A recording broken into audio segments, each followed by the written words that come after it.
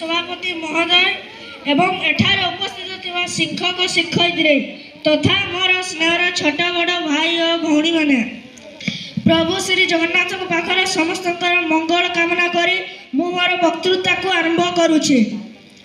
ओडिशा केवल एक भौगोलिक अंचल नुहे, यह मोर परिचय, आमर गर्व और आमर कलिंगर महान ऐतिह्य। मात्र उन्नतिर शीर्षर पहुँचवा पाई आमको वर्तमान आह्वान गुड़ी को सामना करने को पड़ो। यही आह्वान समाधान पाई शिक्षा और संस्कृति होउछि सबुठारु शक्तिशाली माध्यम।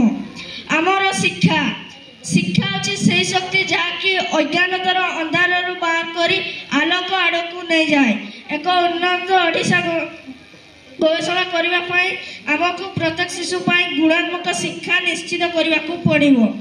आमर संकल्प आमे सबुठी डिजिटल शिक्षा को प्रोत्साहित करूँ, केवल पाठ्यपुस्तक नुहे बरं वैषयिक ज्ञान और वृत्तिगत देवु जहाँ युवक मान रोजगारक्षम कर। आमर लक्ष्य प्रत्येक जिले में एक उन्नत गवेषणा प्रतिष्ठा करवा जहाँकि मेधावी छात्र छात्री मानक निज माटी रही देश तथा विश्व कार्य करें। आमर संस्कृत ओडिशार संस्कृति होछि आमर आत्मा।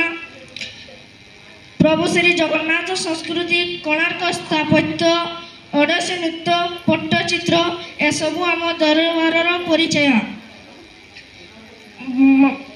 मात्र वर्तमान दौड़े आमर ये मूल्यवान संपद को सुरक्षा देवा जरूरी। बंधुगण शिक्षा आमको आग को बढ़ियार शिक्षा दे थाए एवं संस्कृति आमको माटी सहित जोड़ी रखी था। जो राज्य पढ़ी शिक्षित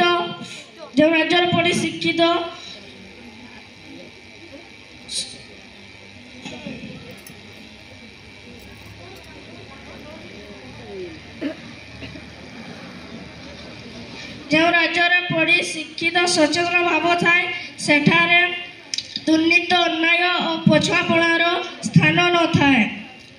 मु एतिकी कही मु मोर वक्तव्य को शेष करुछि। वंदे उत्कल जननी, जय हिंद।